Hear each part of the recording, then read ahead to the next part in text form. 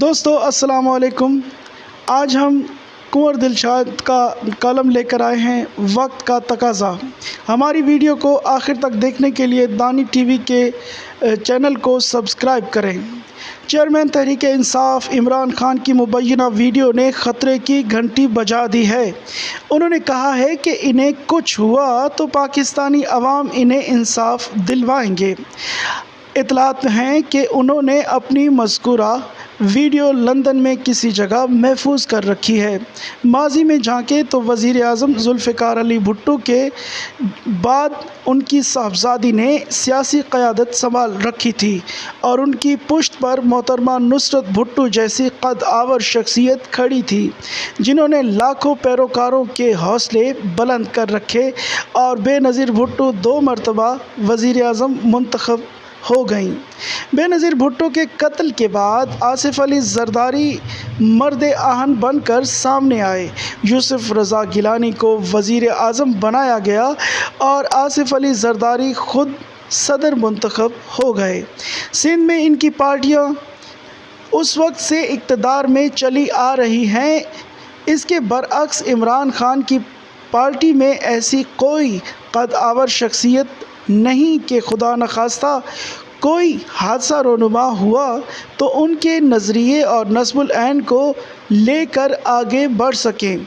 अल्लाह ताला खान साहब को हर किस्म के ख़तरात से महफूज रखे। ऐसे हादसात से रियासत कमज़ोर होती है और फेडरेशन को ख़तरात लाहक होते हैं। बेनज़ीर भुट्टो के कत्ल से रियासत दुश्मन अनासिर पाकिस्तान को जो नुकसान पहुंचाना चाहते थे, आसिफ अली ज़रदारी ने हुब्बुल वतनी के जज्बे से दुश्मन अनासिर के इन मंसूबों को नाकाम बना दिया। इमरान खान की वीडियो के बयानिए को जिस अंदाज में आगे बढ़ाया गया है, इससे तहरीक इंसाफ का अंदरूनी सिस्टम भी ख़तरे की जद में है। इनके साथी सियासतदान और वर्कर खौफज़दा हो गए हैं। इमरान खान ने वीडियो का बार बार जिक्र करके अपनी पार्टी के नज़रिए को भी कमज़ोर किया है। इमरान खान ने कौमी इदारों और दीगर सियासी जमातों के ख़िलाफ़ जिस अंदाज़ में मुहिम शुरू कर रखी है, इससे उनको फ़ायदा नहीं पहुंच रहा। वो अदलिया और इलेक्शन कमीशन की जद में आ सकते हैं। एक थ्योरी ये भी गर्दिश कर रही है कि इमरान खान ने अपनी वज़ारत उज़्मा की बरतरफ़ी और माजूली को अवाम में इस अंदाज़ में लॉन्च किया कि अवाम में उनकी मकबूलियत बुलंदियों तक पहुंच गई है, जिससे मुक़्तदर हलकों में उनकी मकबूलियत बुलंदियों तक पहुंच गई है, जिससे मुक़्तदर हलकों में एहसास उजागर हो रहा है कि मौजूदा हुकूमत के 11 इत्तेहादियों से मिलकर भी हुकूमत का नज़्म व नस्क नहीं चल पा रहा। लिहाजा दरमियानी रास्ता निकाल कर मुल्क में इलेक्शन की तारीख़ मुकर्रर कर दी जाए। अगर मुक़्तदर हलके इस थ्योरी को अमली तौर पर नाफिज करने के लिए संजीदा हैं तो आला सतह का इजलास जो सदर मुमलिकत की सरबराही में बुलाया जाना चाहिए, जिसमें चीफ़ जस्टिस ऑफ पाकिस्तान और चीफ़ इलेक्शन कमिश्नर का मौक़िफ़ सुनने के बाद फ़ैसला किया जाए और इंतखाबात में जो चंद कानूनी दुश्वारियाँ हायल हैं उनको दूर करने के लिए कानूनी रास्ता निकाल कर चारों सूबों की असम्बलियों को भी तहलील कर दिया जाए। मौजूदा हालात में पंजाब में वज़ीर आला का मनसब भी मुतनाज़ा है और इस केस का फ़ैसला सुनाया जाएगा आज। सूबाई पंजाब में गवर्नर भी मौजूद नहीं, जबकि सूबाई असम्बली के स्पीकर और डिप्टी स्पीकर तहरीक अदम एतमाद की लपेट में हैं।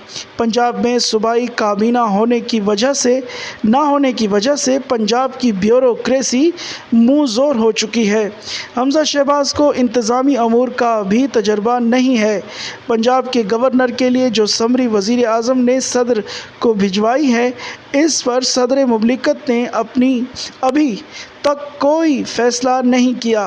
सिंध में नामज़द गवर्नर नसरीन जलील के हलफ उठाने का मरला भी नहीं आया। सदर मुमलिकत ने अभी तक इसकी मंजूरी भी नहीं दी, जबकि खैबर पख्तूनख्वा गवर्नर का मामला भी اسی طرح مولک ہے۔ بلوچستان کی حکومت بھی برائے نام ہے اور وزیر اعلیٰ کی حاکمیت کو تسلیم نہیں کیا جا رہا۔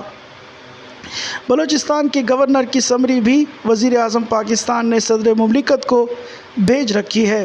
اس پر بھی صدر مملکت کی طرف سے ابھی تک فیصلہ نہیں ہوا۔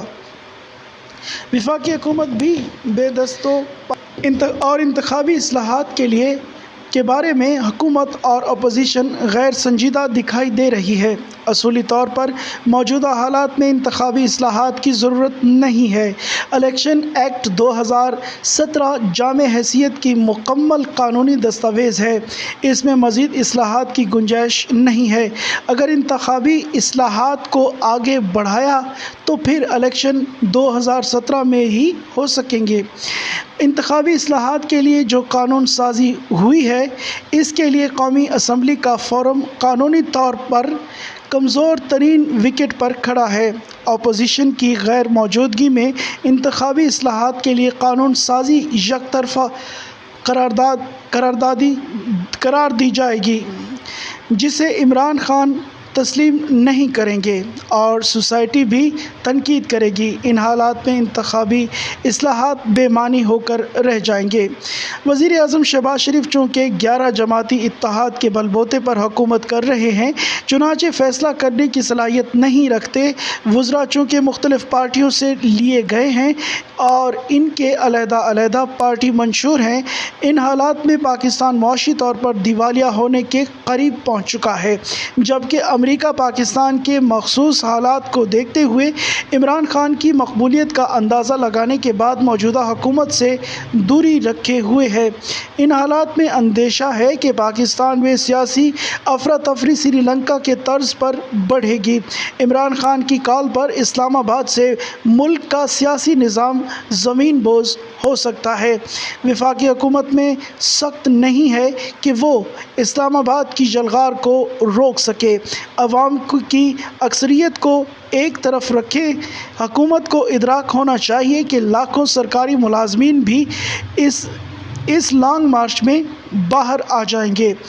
ان حالات میں مناسب یہی ہے کہ آئندہ چند دنوں میں فیصلہ کن مذاکرات کے بعد فوری طور پر نگران حکومت تشکیل دی جائے اور نگران حکومت انتخابی اصلاحات کی اہم شقوں کے ذریعے آرڈیننس کے ذریعے انتخابی عمل کو آگے بڑھائے۔ چاروں صوبائی وزراء کو طلب کر کے چاروں صوبائی اسمبلیوں کو تحلیل کر دیا جائے اور الیکشن اگر 90 روز میں نہیں ہوتے تو آئین کے آرٹیکل 254 کے تحت تاریخ میں توسیع کی جا سکتی ہے۔ الیکشن کمیشن آف پاکستان سے رائے حاصل کرنے کے بعد تاریخ میں چند مہینوں کی مہلت حاصل کرنے میں کوئی حرج نہیں۔ نگران حکومت قائم کرنے کے بعد فوری طور پر 1 ماہ کے لیے سیاسی سرگرمیوں پر پابندی لگائی جا سکتی ہے۔ نگران حکومت میں بااثر شخصیات کو شامل کیا جائے، دوستوں، رشتہ داروں اور خفیہ لابسٹس کو اس سے دور رکھا جائے۔ نگران سیٹ اپ کے ذریعے معاشی حالات بہتر کیے جا سکتے ہیں۔ جس طرح نومبر 1996 میں صدر فاروق لغاری نے اپنی معاشی ٹیم کے ذریعے حالات کو بہتر انداز میں چلایا تھا، لیکن 2018 کے سیٹ اپ میں ایسی کوئی صلاحیت نہیں تھی۔ میری نظر میں اس وقت نگران وزیر اعظم جسٹس ناصر الملک اس عہدے کے لیے نامناسب تھے۔ انہوں نے 2018 کے انتخابات کی آئینی اور قانونی طور پر نگرانی نہیں کی اور حالات کنٹرول سے باہر ہو گئے۔ الیکشن کمیشن اور نادرا کے میکانزم ناکام ہو گئے، لیکن نگران وزیر اعظم ٹس سے مس نہ ہوئے۔ ان میں جو خواب غفلت سے جگاتا رہا لیکن وہ سوئے رہے، ان سے ملٹری سیکرٹری میرے خدشات کی ضرور گواہی دیں گے۔ وزیر اعظم شہباز شریف کو ادراک ہو جانا چاہیے کہ ان کی بھاری بھرکم کابینہ سے حکومت نہیں چل پا رہی۔ فیڈریشن اب آہستہ آہستہ کنفیڈریشن کی طرف جا رہی ہے۔ بادی النظر میں یہ منظر سامنے آ چکا ہے کہ 18ویں ترمیم کے مضمرات سامنے آ رہے ہیں۔ وزیر اعظم کی صلاحیت کے آگے اتحادی کھڑے ہیں جو ان کے راستے میں حائل ہے۔ یہی تجویز مناسب رہے گی کہ شہباز شریف فوری طور پر مقتدر حلقوں سے ملاقات کر کے آئین کی روشنی